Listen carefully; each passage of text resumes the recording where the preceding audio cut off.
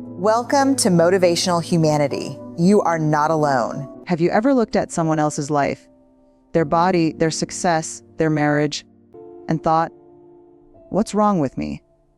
Let me tell you something hard but freeing. Comparison is not the truth. It's the thief of your soul's peace.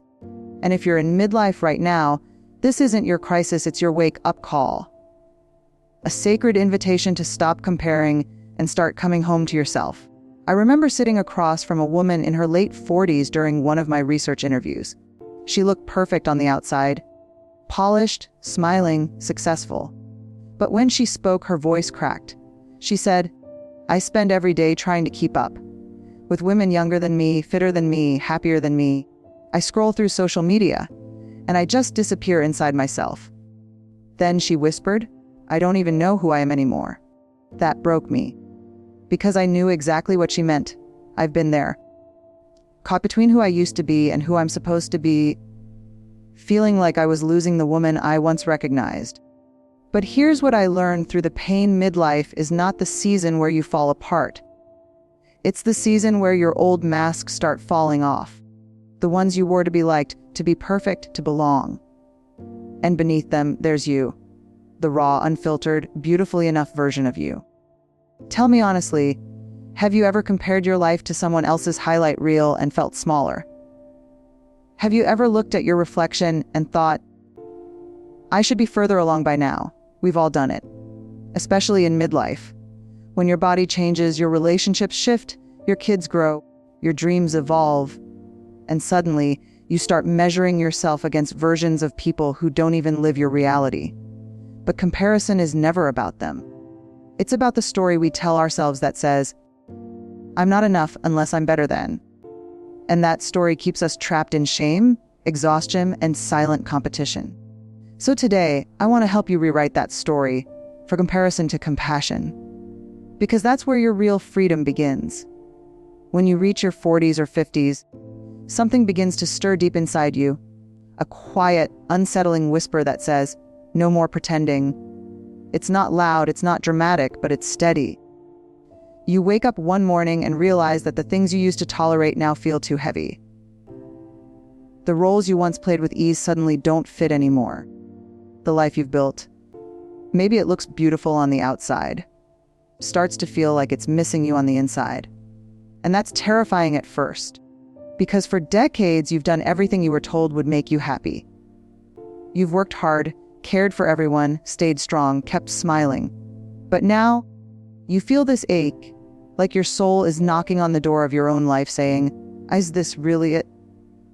That moment isn't a breakdown, it's a breakthrough. It's your inner self, finally brave enough to question the stories that no longer fit. The story that says your worth depends on how productive you are. The story that says you have to stay small so others feel comfortable.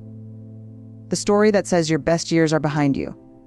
Midlife comes for everyone, not as punishment, but as a sacred interruption. It cracks open the illusion that control equals happiness. It strips away the masks of perfection and people-pleasing and asks you, who are you when no one is clapping? And that question can shake you. It can bring tears, sleepless nights, restlessness. You might look at your reflection and barely recognize yourself. But that's where the truth begins, in that uncomfortable gap between who you were taught to be and who you really are. The beauty of midlife is that it calls you back to yourself. You begin to see that you don't need to prove your worth. You just need to remember it. You start to realize that saying no isn't selfish, it's sacred. That slowing down isn't laziness, it's wisdom.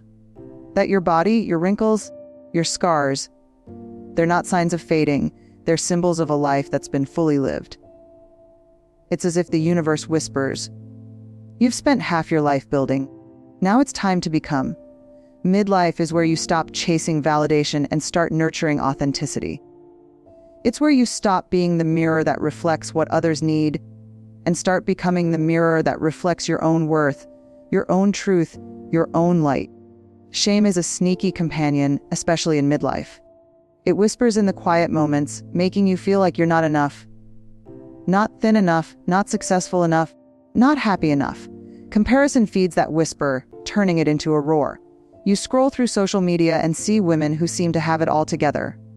Younger, fitter, more vibrant, and suddenly you're questioning every choice you've ever made. You start asking yourself, why didn't I do more? Why didn't I try harder?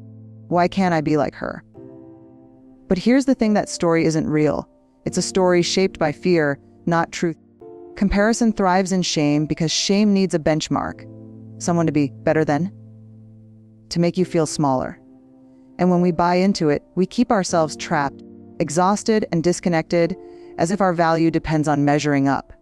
The antidote to this isn't more effort, more perfection, or more proving yourself. It's compassion for yourself and for the messy, unpredictable, beautifully human journey you're on. Self-compassion is not indulgent. It's not a luxury. It's a radical act of courage. It's saying to yourself, I see you. I see your struggle. I see your effort. And that is enough.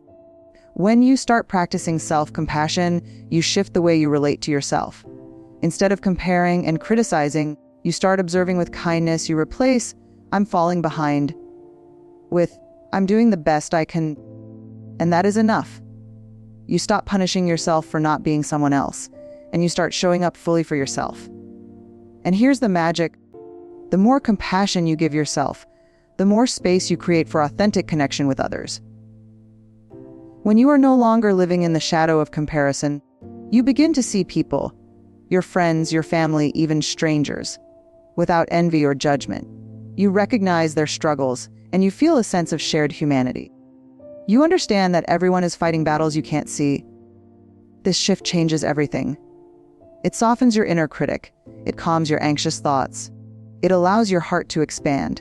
You start to feel less isolated, less defensive, and more open to love and connection. And in midlife, when the pressures of life can feel heavier, this compassion becomes a lifeline, a bridge from feeling small to feeling fully seen, fully human, and fully alive. So often in midlife, we feel invisible. We look in the mirror and see lines, sagging skin, perhaps a few gray hairs, and we wonder if anyone still notices us, or if we even matter anymore. But here's the truth. It's not that the world stopped seeing you. It's that somewhere along the way, you stopped showing up as your authentic self. You stopped speaking your truth, sharing your vulnerabilities, or revealing the messy, complicated, beautiful parts of your life. Vulnerability is scary. It always has been. It asks you to take off the armor you've built over decades, the armor of perfection, control, and self-reliance, and show the world who you really are. And when you're midlife, that fear can feel amplified. You might think, I've invested so much in being strong. If I let anyone see the cracks, they'll think less of me. But what we rarely realize is that vulnerability is the bridge to genuine connection.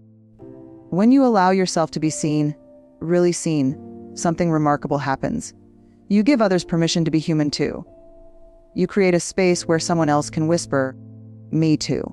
You discover that you are not alone in your struggles, your regrets, your fears. And in that shared humanity, belonging blooms. Midlife is a time of reckoning with who we've been and who we want to be. It's where the masks start to feel heavy, where pretending no longer feels sustainable. And it's exactly in that discomfort that vulnerability becomes your most powerful ally. When you speak your truth, when you share your story with courage, you're not exposing weakness. You're claiming strength. You're saying, I am enough even in my imperfection. I am worthy of love, connection, and respect as I am. And here's the beautiful paradox. The more you allow yourself to be vulnerable, the stronger you become. Not in the sense of control or power over others, but in the sense of authenticity and courage. You begin to attract relationships that are real, conversations that matter, and moments that feel alive. You stop performing for approval and start living for connection. So if you're feeling invisible, it's time to reconsider what being seen truly means. It's not about being noticed superficially. It's about showing up with your heart open, your truth spoken, and your courage on display. Midlife gives you this opportunity to step into vulnerability not as a liability, but as a gateway to deeper connection, richer relationships, and a life that finally feels fully lived. For decades, many of us have defined success in very specific, often external ways.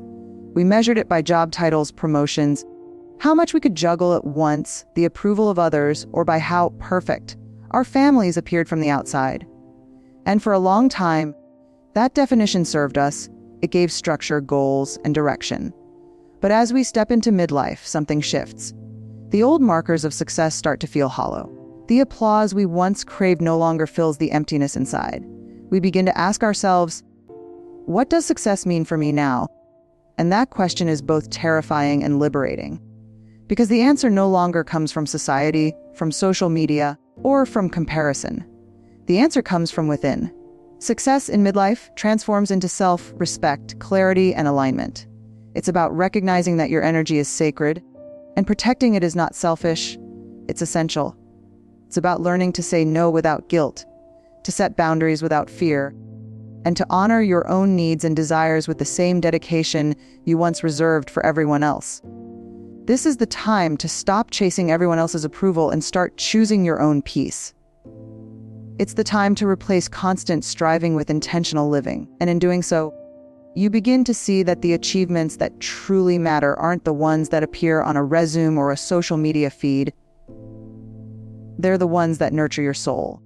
The quiet victories speaking your truth, forgiving yourself, setting boundaries, and nurturing meaningful relationships. The moments where you choose honesty over perfection, compassion over comparison, and presence over distraction. When you redefine success through self-respect, you stop living in the shadow of other people's lives. You stop measuring yourself against what's trending, what looks impressive, or what seems expected. Instead, you start measuring yourself by how aligned you feel, how fully you show up, and how authentically you live. You realize that the worthiest goals are the ones that honor your values, your dreams, and your well-being. And the remarkable thing is, when you live this way, the world begins to reflect it back to you. People notice your calm confidence, your authenticity, and your integrity. You attract relationships that support, not drain. Opportunities that resonate, not distract. Life itself feels lighter, more purposeful, and more fulfilling because you're no longer living to prove anything to anyone but yourself. Midlife isn't a time to slow down, it's a time to recalibrate. To define success not by accumulation, perfection, or comparison, but by the depth of your courage, the strength of your boundaries, and the authenticity of your heart. And when you live that way, the life you've built doesn't just feel successful. It feels deeply, profoundly yours. So if you're listening to this right now, and you're in midlife, exhausted, comparing, doubting, I want you to pause and take a deep breath. This is not the end of your story. This is the awakening of your story. You are being called back, not to who you were, but to who you truly are. Start small. Speak to yourself kindly. Unfollow the voices that make you feel less than. Look in the mirror and whisper, I'm not behind. I'm becoming. Because the truth is, midlife isn't your downfall, it's your rise. And compassion, not comparison, is how you'll rise higher than you ever imagined.